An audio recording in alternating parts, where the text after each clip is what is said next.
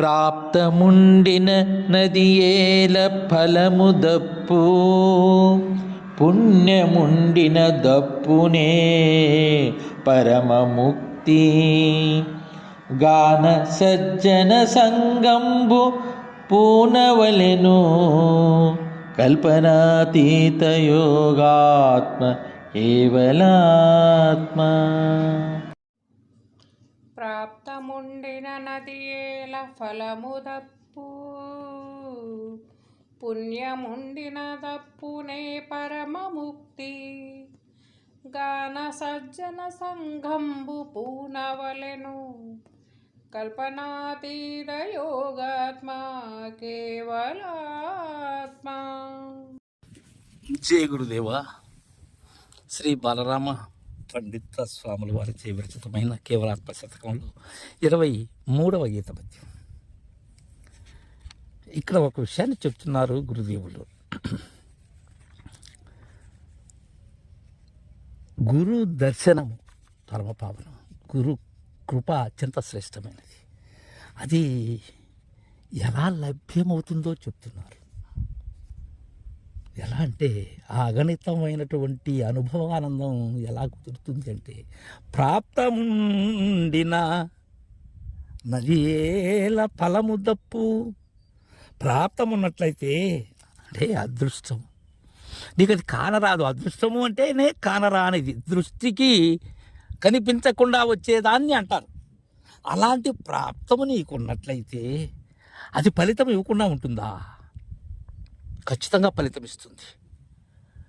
అందుకే పుణ్యోదయమున గురునిగాంచి అంటాడు భగవత కృష్ణ ప్రభువులు. మన పుణ్యము ఉదయించడమే మన ప్రాప్తం. అదే గురుదేవుని దరి చేరటం, అదే గురు సన్నిధి. కాబట్టి అదే ఫలితం ఎందుకు తప్పుతుంది? పుణ్యముండిన దప్పునే పరమముక్తి. ఇక్కడ ముక్తి అంటే విడుపు. ఏ విడుపు? ఈ బంధమోక్షములలోది కాదది. బంధమోక్షరహితమైనటువంటి ముక్తి అది, ద్వంద్వరహితమైనటువంటి ముక్తి అది, ద్వైదోషరహితమైనటువంటి ముక్తి అది. అది పరమముక్తి. పుణ్యం ఉన్నట్లయితే, సుకృతం ఉన్నట్లయితే, ఆ మేలు మనకు వనకూడాలి అనేటువంటి ధర్మము ఉన్నట్లయితే, అలాంటి పుణ్యమే చేసుకున్న వారం మనమైతే మనకు పరమముక్తి దక్కకుండా పోతుందా? అది తప్పుతుందా రాక? ఎవరి కోసం వస్తుంది? గురుదయ నా మీద ఉండగా నాకేటి భయం?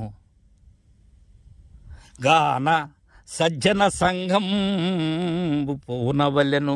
కావున ఏం చేయాలి మనం? సజ్జన సంఘము అంటున్నారు ఇక్కడ. సజ్జన సంఘమే నిజ గురు సన్నిధి. సుజనులు వారు, అహం రహితులైన అశరీరులు వారు. వారితో సంఘటితం కావాలి, వారి దరిచేరి వారి కృపకు పాత్రులు కావాలి. అది పూనాలి. ఈ పూనిక అనేది చాలా గొప్ప పదము. పూనిక అంటే ఏంటి? తనను తాను మరిచినదే పూనిక.